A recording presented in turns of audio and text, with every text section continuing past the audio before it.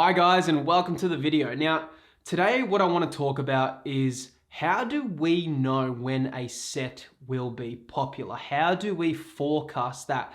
Because I think when it comes to Pokemon investing and how we think of sets, what's really important is not just knowing which sets are good, but how can we forecast and think what characteristics do we need to look for in a set? When sets release, they're usually on the same playing field.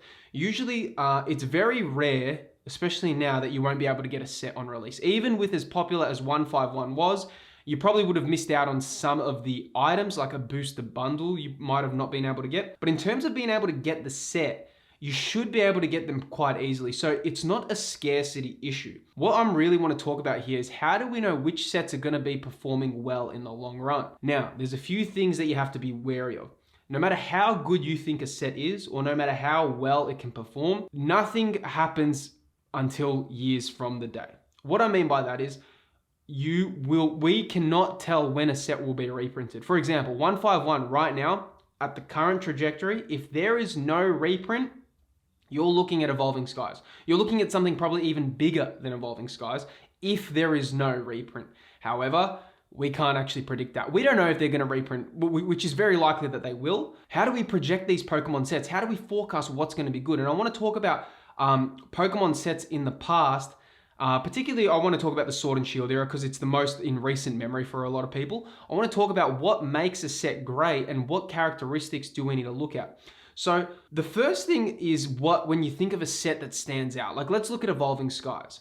One of the biggest things that we need to look at when we look at something like Evolving Skies is the cards inside it, the pull rates, and how hard some of the chase cards are to pull. As bad as it is, you could make an argument that difficult pull rates will help a set's success in the future. When we look at Evolving Skies and Lost Origin, both of them had very, very hard pull rates. Chilling Reign's now even climbed up, and that's also got hard pull rates. So there is certain Pokemon that will always draw in more fans, and that is so important to know when you're thinking for your investments. There is just some Pokemon that will make a lot more people be invested in the set. We have to think of these ace Pokemon. So when we're comparing something like, let's look at Chilling Reign versus Evolving Skies, because they kind of are the brothers sets. I think they are the two sets that kind of came out very similar times, and both of them had, kind of similar aspects about them. The pull rates were quite similar. They were both very hard to pull for, but one had such a different range of Pokemon versus the other. Firstly, Evolving Skies had the EV evolutions. These Pokemon are the ones you really need to look out for when you're talking about investing. EV evolutions are so popular. They are so much in demand. They pull in so many fans worldwide. You will get people all across the world looking for EV evolutions. They are so popular. Evolving Skies had pretty much, from what I know, nearly every EV evolution was in there besides a few of them. So you get that. So you have the EV evolutions. You also have another ace Pokemon which will bring in fans, which is Rayquaza. Now, Rayquaza in a set on its own as the chase card would do a lot. That was one of the main chase cards in Evolving Skies. Then you also had Umbreon. So you also had Dragonite as well. So you had, not only did you have the EV evolutions in it, particularly you had Umbreon, which is the kind of the fan favorite. Then you had Rayquaza, and then you had also like Dragonite V and all these other cards inside the set. This was always going to be a popular set. When you compare it to Chilling Reign, the main chase card of Chilling Reign, it's not Gengar, it's not a Lugia, it's not a Ho-Oh, it's a Blaziken, and Blaziken is loved. But no way Blaziken can stand, it's incomparable to the others. If you ask me, on a personal opinion, what I think the better set is, the better artworks, the better art style, the better theme, Chilling Reign all day. Like when I look at Chilling Reign, the ice artworks, the how they drew a Gala, it feels like such an iconic set. When I look at Chilling Reign and when I put all the alt arts next to each other, they feel like something out of like an ice theme. They've got such a nice stylistic approach. I think Evolving Skies actually doesn't have that theme as down pat as Chilling Reign. Like, I'll always say Chilling Reign is far better set. That is total personal opinion. The market obviously doesn't think that, but the future can change. But when we look at that's the things that you need to look out for. What are the Pokemon? Same thing with Pokemon 151, which I also think, one of the best sets currently available at the moment, which you can get for retail. But when we look at 151, what is actually pulling fans in? It's the original 151, the magnum opus of Pokemon. It is where fans from every part of the world know. You can pull out people, pretty much any 30-year-old from the street, they will be able to recognize Pokemon from 151 era. When you go deeper generations, they might not know them as well. So 151 also has that unique aura about it, which Evolving Sky did. Even though it doesn't have the EV evolutions, or it doesn't have your Rayquaza or those, it has the 151, which is such a nostalgic set for people. And I always talk about this. Your Pokemon 151 is akin to your Yu-Gi-Oh! When you think of Blue Eyes White Dragon. Or it's when you think of Dragon Ball Z and you think of the Super Saiyan transformation. That is 151. When you think of it on, where a lot of people are Pokemon fans. So we kind of get muddled in. We can't see what the outskirts can see, because when we're in the fan base and we're in the fandom, we understand all the intricacies of it. We understand all the different evolutions. We understand how good Gen 3, Gen 4, Gen 5 is. But when you look at it on a huge populace, most people know 151.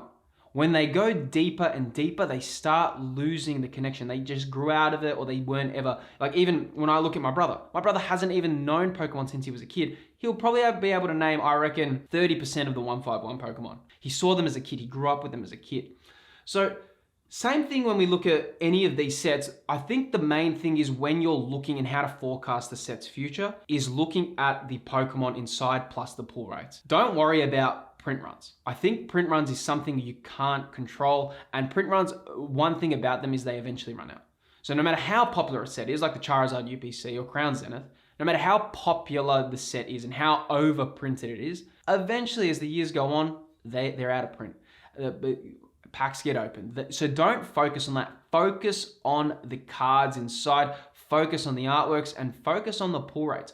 I think Scarlet and Violet, besides 151 because they had pull rates, I think one of the things that's held Scarlet and Violet back, and this is totally not from a collecting perspective, this is from an investing perspective, pull rates are easier, right? So when pull rates are easier, everything's special. And when everything's special, you don't really have nothing that's sort of unique. Now, I'm not saying we need harder pull rates. But from an investment perspective, the harder pull rates make the set far stronger as an investment. When we look at collecting, of course, you want, and I talk about that so much. You've got your collecting side, you've got your investing side. To be in this hobby, you need to have a fine ground between the middle of those two. When I'm thinking of pull rates, and if I'm just thinking of a set for investment, totally no emotional connection, it would be that there has to be difficult pull rates. Because the difficult pull rates will ensure that there's a chase card inside that makes the inside valuable. I mean, we can see this with Astral Radiance. The pull rates are difficult, but it doesn't even have one of those ace Pokemon. So even though it ticks the difficulty box of pull rates, it doesn't tick the box of the ace Pokemon. So there it missed out. Fusion Strike is another really good example. I love Fusion Strike. The artworks in it are crazy, but it also has what I like to think of another ace Pokemon. It's got Gengar. Huge amount of Gengar collectors. It's got Mew. It's got Espeon. These are real cards that draw fans in.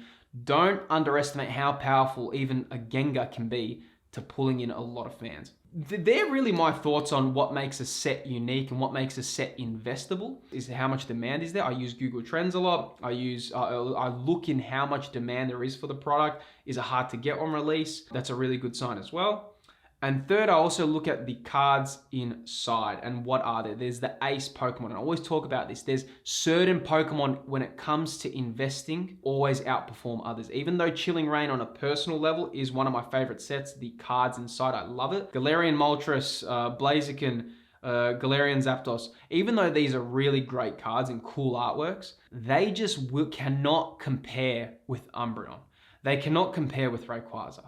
They won't be able to stand against Sylveon. So when I'm looking at that, even though I've got my personal opinions of what I prefer, I know as a general and where the fans and the amount of volume of people that like those cards, you're just never going to be able to compete with it. So Evolving Skies was always going to overtake Chilling Reign, even though one had better artworks and better theme, it just had the better cards in it. So that's what you really got to think of when looking at sets. And I think that's a really important part, looking at the cards inside and judging how good it is. Another thing is, how hard is it to get on release? I don't think we're going to have, even with 151, you can still get it for retail. So it's not something that you have to freak out and buy you know, crazy amounts of it. The last thing I worry about is print runs. The first thing is, like I always said, is the pull rates and the cards and stuff. And thanks for watching, guys. I really hope that you enjoyed that video and got value out of it. If you enjoyed it, please hit that subscribe, and you know, I'd love to hear some comments from you guys, and throw a comment. I'll try to get back to you guys as soon as I can.